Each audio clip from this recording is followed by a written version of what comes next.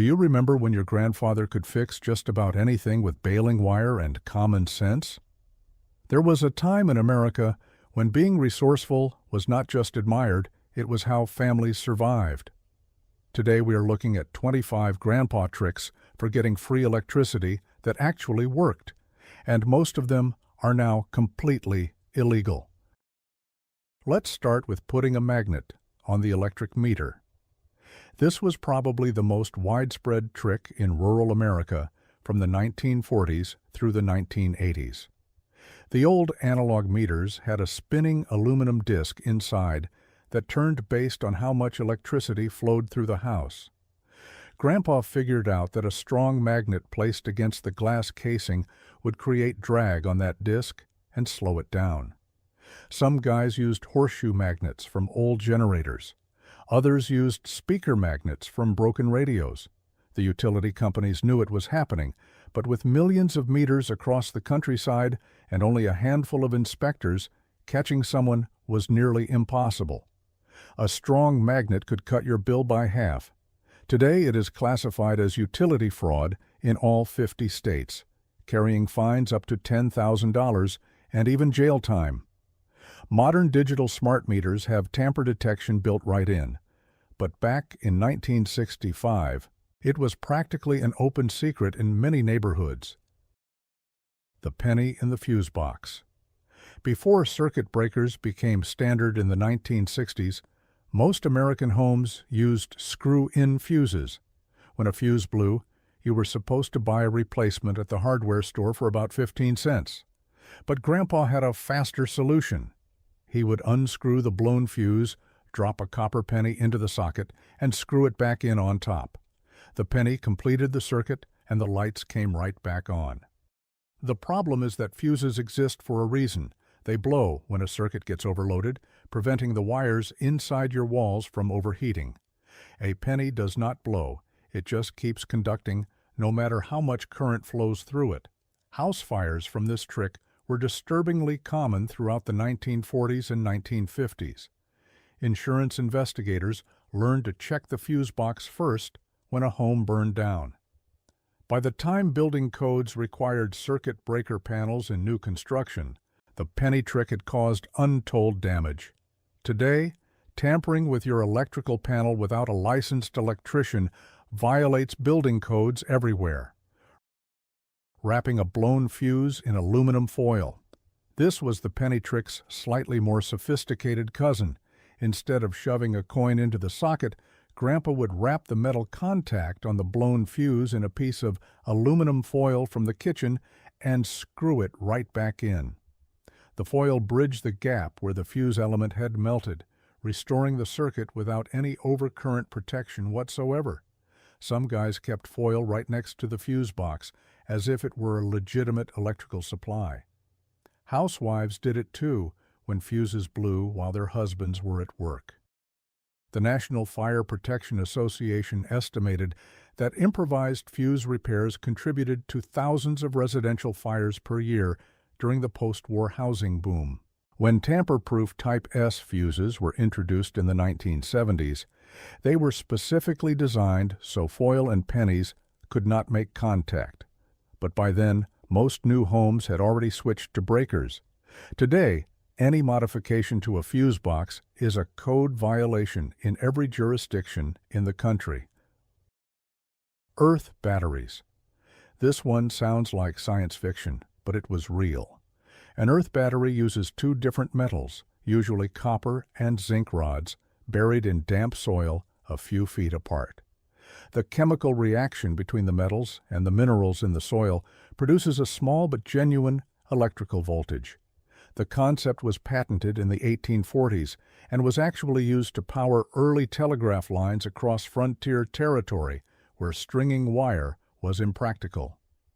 By the early 1900s, resourceful farmers were building banks of earth batteries to charge accumulators and run crystal radios. A single pair might produce half a volt, but wired in series, you could get usable current. For folks living miles from the nearest power line, it was genuine free electricity pulled right from the ground. Today, you cannot legally connect any homemade power source to the grid, and using one in place of code-compliant wiring violates every electrical code on the books.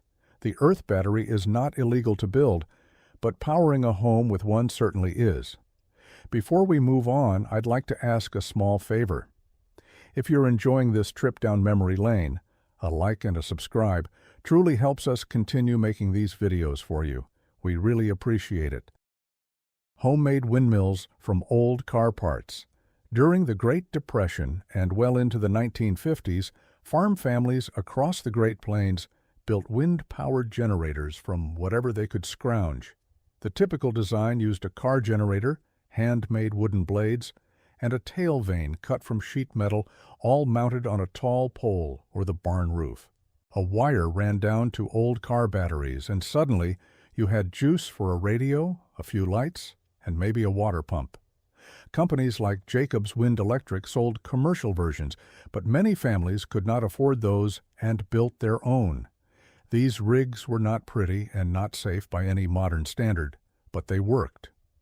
When the Rural Electrification Administration strung power lines to remote farms in the 1940s and 1950s, most backyard windmills came down. Today, putting up any wind turbine requires permits, engineering certifications, zoning approval, and an interconnection agreement with the utility company. Bolting a car alternator to a pole in your yard would violate half a dozen regulations. Damming up the creek for a water wheel.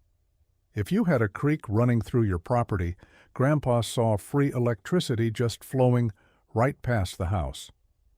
Across Appalachia, the Ozarks, and the rural Northwest, families built small dams and water wheels to generate power. Some used old mill designs that had been around for centuries. Others rigged car generators next to homemade turbines. The beauty of water power is that it runs 24 hours a day, unlike wind.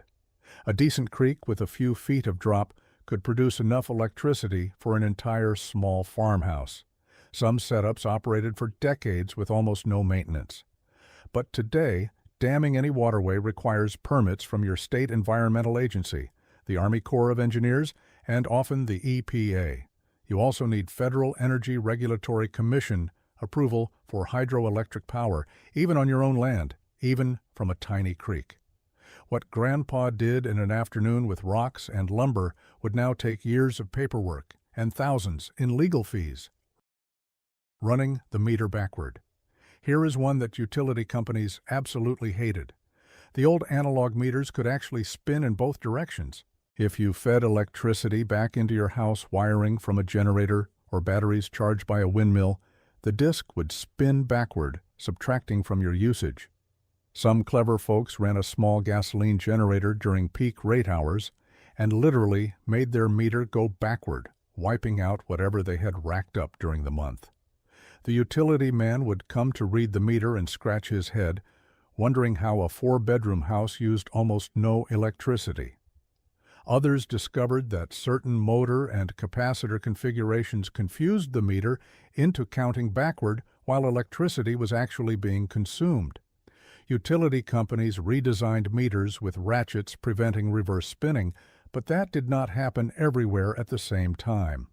In some rural areas, reversible meters stayed in service into the 1990s. Today, net metering programs let you get credit for approved solar panels, but doing it through unauthorized means is a felony in most states. Hooking up before the meter. This was the boldest trick on the list. The electric line comes from the pole to your house, passing through the meter before reaching your breaker panel. But what if you tapped into that line before the meter? Everything pulled from that tap was completely unmetered and free. Linemen who moonlighted would sometimes install a hidden tap for cash. Others did it themselves, running a concealed wire from the service entrance cable before the meter box, then burying it underground to a workshop or barn. The risks were enormous. You were working with live, unprotected power straight from the transformer. People were electrocuted doing this, and those who survived often carried the burn scars for life. But for someone struggling to keep the lights on during hard times, the temptation was powerful and real. Utility companies started using tamper-evident seals and periodic inspections specifically because this was so widespread.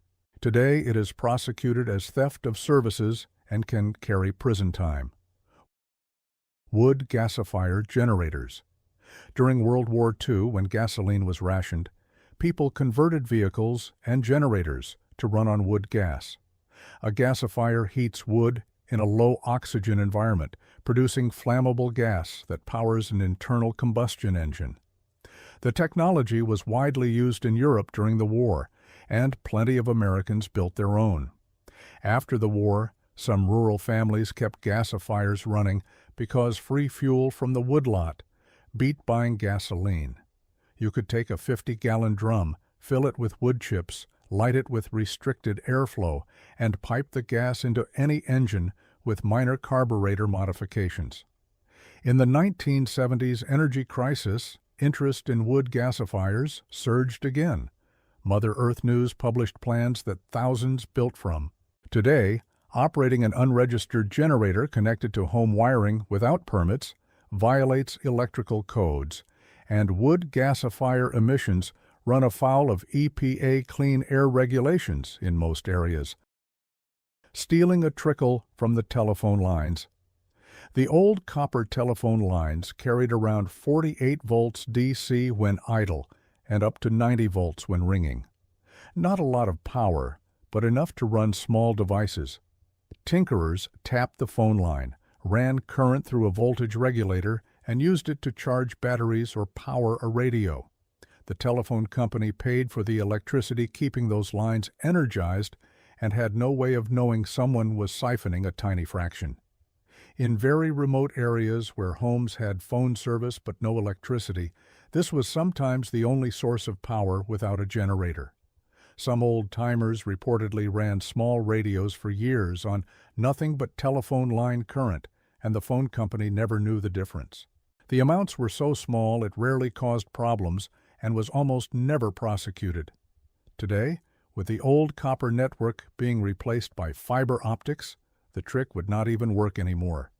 And tapping into any communications line is a federal offense under the Telecommunications Act. Running an extension cord to a public outlet. This was less a grandpa trick and more a universal survival strategy. Parks, public restrooms, gas stations, fairgrounds, anywhere with an accessible outlet, someone was plugging in. During the Depression, families living in their cars ran cords from public outlets to power a light bulb or hot plate. In the 1960s and 1970s, campers ran cords from the bathhouse to their tents. Construction workers plugged personal tools into outlets on job sites that were not theirs. It was so widespread that property owners started putting locks on outdoor outlets. Even into the 1990s, people ran cords from church outlets and laundromat exteriors. Some apartment dwellers were known to drop extension cords out windows and down to the laundry room outlets in the basement. Today, plugging into any outlet without permission is theft of electricity, and commercial properties can and do prosecute. Those locked outlet covers you see everywhere are a direct legacy of this once common practice. Which of these tricks did your grandfather actually use? We would love to hear your stories in the comments. Crystal radios and harvesting radio waves. The crystal radio required zero electricity to operate. It used energy from radio waves to power a tiny earpiece. All you needed was a coil of wire, a crystal detector, a long antenna, and a good ground connection. Radio waves hitting the antenna provided just enough energy to produce audible sound. No batteries, no plug. Millions of Americans built crystal radios as kids in the 1940s and 1950s from plans in Boy Scout handbooks and popular mechanics. But some tinkerers went further, building large antenna arrays to harvest as much radio frequency energy as possible, then rectifying it into DC current for batteries or small lights. These setups actually worked, pulling free electricity out of thin air. It was not much, but it was real, and it came from nowhere visible. The idea that you could light a bulb with nothing but an antenna still feels like magic. Today, the FCC strictly regulates anything connected to an antenna, and deliberately harvesting RF energy from commercial broadcasts falls into a gray area that most lawyers say violates federal communications law. Thermoelectric power from the wood stove. If Grandpa heated with a wood stove or coal stove, he was sitting next to a potential power source. Thermoelectric generators use a principle called the Seebeck effect.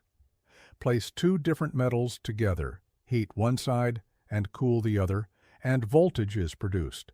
Tinkerers built devices by stacking metal pairs, placing one end against the hot stovepipe and letting the other extend into cool room air. One pair produced tiny voltage, but wired in series you could run a radio or charge batteries. During the Cold War, the Soviet Union mass-produced thermoelectric generators for remote Siberian villages. In America, it was more of a hobbyist pursuit, but it was real and it worked. Today, the technology is legal to experiment with, but connecting any homemade power source to household wiring without a licensed electrician and permits is a code violation. And wood stoves themselves now require permits and inspections in most places. Black garden hose, solar water heater. This was one of Grandpa's simplest tricks, and nearly every suburban kid before 1990 experienced it. Take a long black garden hose, coil it on the roof or a sunny patch of ground, connect it to the water supply, and wait. The black hose absorbs solar radiation, and the water gets genuinely hot. Some families ran 100 feet across their roof and plumbed it into the house to preheat water before the water heater, cutting their bill significantly.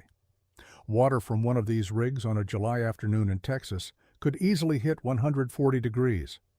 Commercial solar water heaters existed since the early 1900s, but the garden hose version was the poor man's alternative and remarkably effective. Today, installing any solar thermal system requires building permits, plumbing permits, and in many HOA neighborhoods, architectural approval. Even laying hose on your roof can trigger a violation notice faster than you can say, free hot water.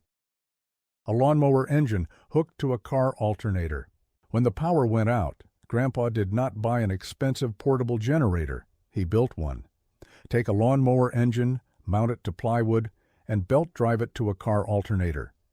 The engine turns the alternator, producing 12-volt DC power for a battery or 12-volt appliances. With an inverter, you could run household appliances too. Guys built these all over America from the 1950s through the 1990s. Engines came from junked mowers and tillers, alternators from junked cars. Total cost might be $20 in scrap and one afternoon of tinkering. They were loud and vibrated like crazy, but they absolutely worked. Some guys got so good at building them that neighbors would come over during storms to borrow power, running extension cords across the yard from Grandpa's homemade rig. Today, building your own generator is not illegal, but connecting it to house wiring without a transfer switch installed by a licensed electrician is a serious code violation and potentially deadly to utility linemen working on what they believe are deadlines.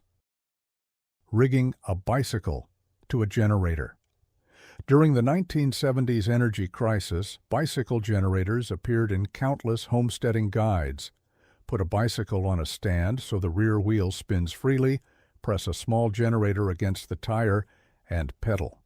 A healthy adult could produce 75 to 100 watts, enough for light bulbs, battery charging, or a radio. Some families set these up as primary charging stations for off-grid battery banks. Kids were recruited for pedaling shifts, and more than a few grandchildren have stories about earning their television time one pedal stroke at a time. It sounds primitive, but the math works, and the exercise was a bonus. Today, building one is legal, but using it as your sole power source in a municipality with mandatory utility connection ordinances can put you in violation of housing codes. Several off-grid families have been taken to court over exactly this issue in recent years. Imagine that. Pedaling a bicycle in your own home and a judge tells you it is against the law. piggybacking off the barn meter.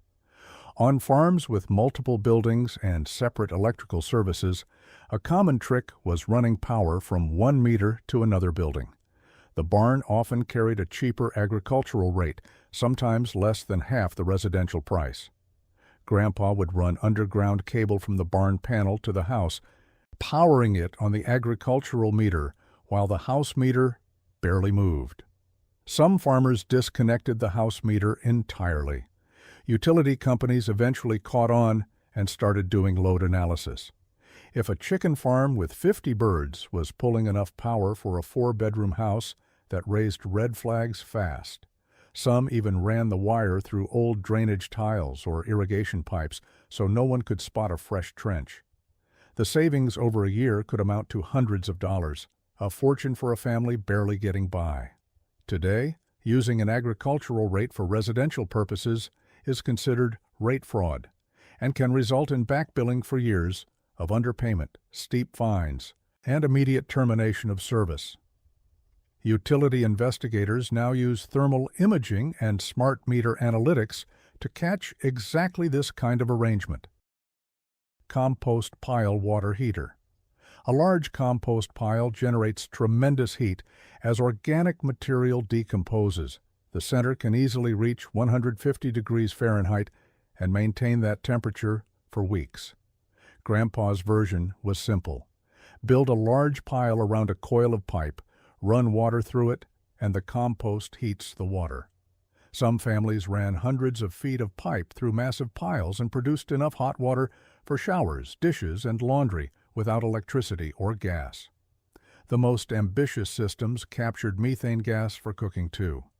Jean Pain perfected the technique in France in the 1970s, but Americans had used the basic principle for decades.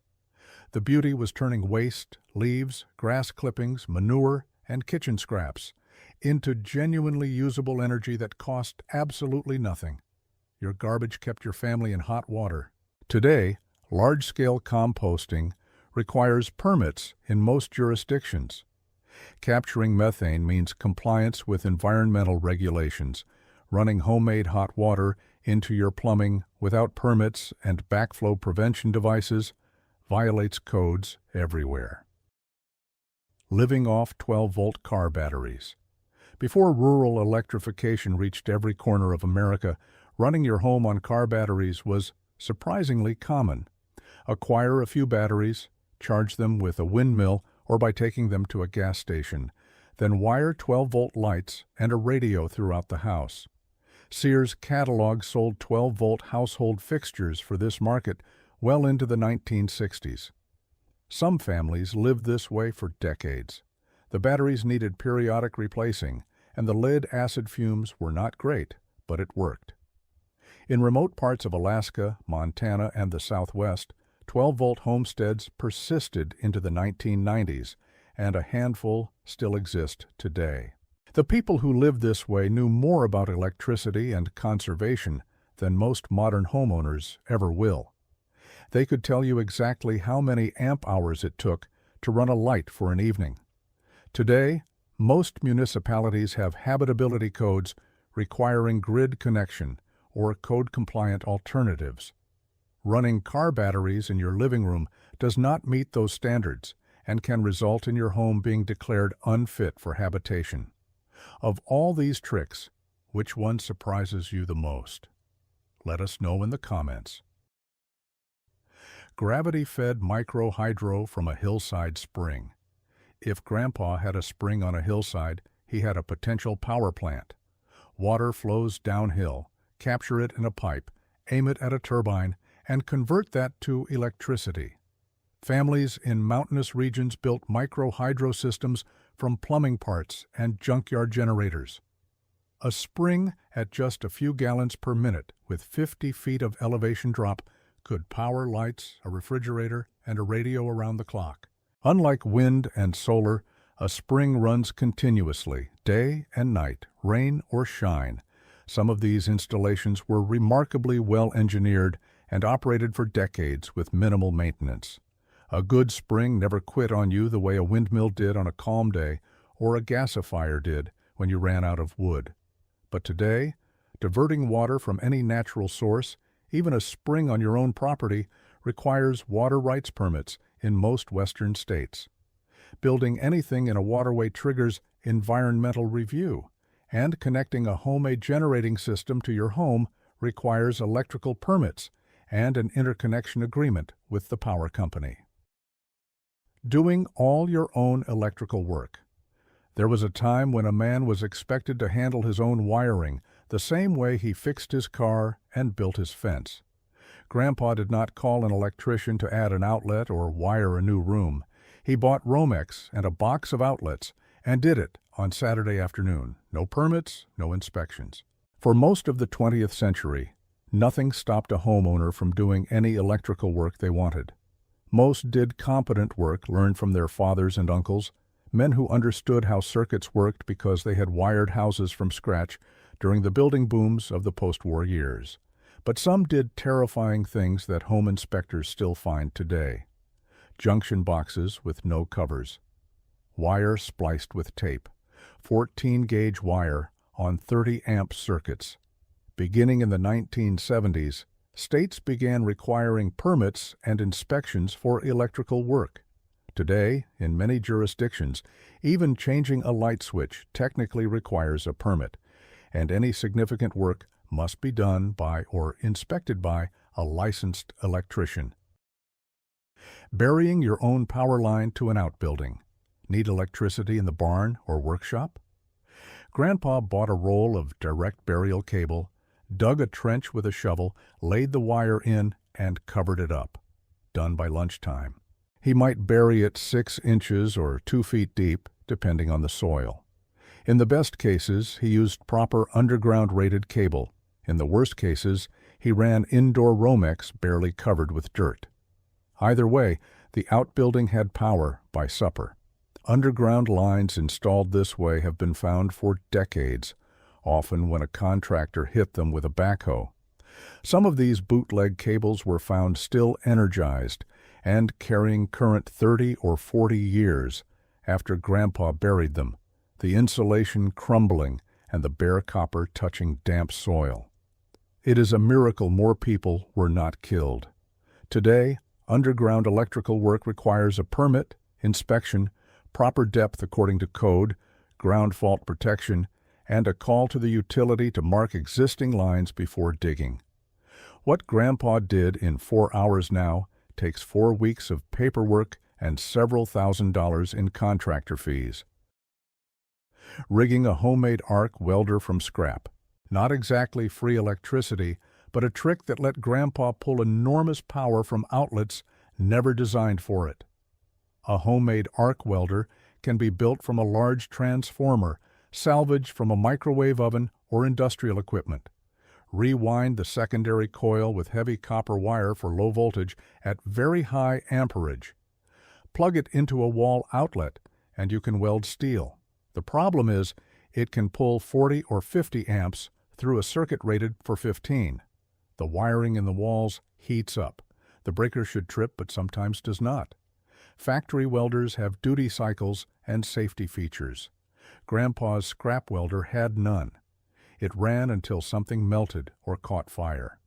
These were everywhere in rural America, and many farm shops still have one collecting dust in the corner. Ask around at any farm auction, and someone will have a story about one. Building and using one today violates electrical safety codes and almost certainly voids your homeowner's insurance if anything goes wrong. Using abandoned well gas for free fuel.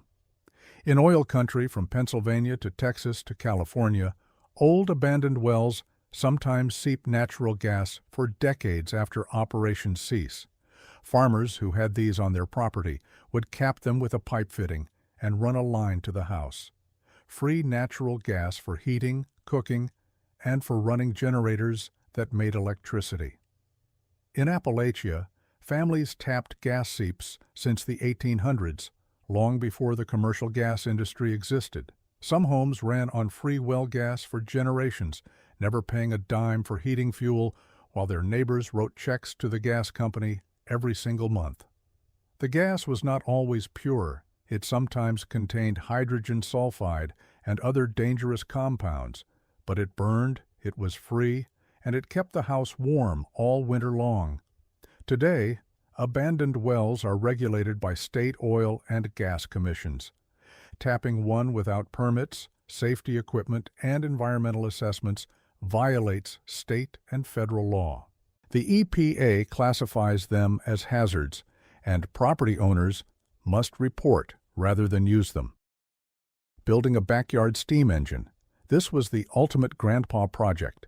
A steam engine converts heat from any fuel into mechanical power that drives a generator. Burn wood, coal, or corn cobs, boil water, and use steam pressure to turn a piston. Small steam engines were commercially available into the early 1900s. After falling from common use, hobbyists kept the tradition alive, building their own or restoring antiques. A well-built unit on a wood fire can produce several kilowatts, more than enough for a house. The knowledge passed through families and mechanics clubs, later through magazines like Live Steam. There were men in every county who could look at a piece of scrap iron and see a working boiler in it. Today, operating a steam boiler requires pressure vessel certification, annual inspections, and ASME compliance. Building an unlicensed boiler is illegal in every state, for good reason. Improperly built, a steam boiler is essentially a bomb. But Grandpa built them anyway, and more often than not, they worked just fine. Thanks for joining us on this trip down memory lane. If you enjoyed the video, give it a like and share it with a friend who remembers when free electricity was just a little ingenuity away. And do not forget to subscribe so you never miss another video.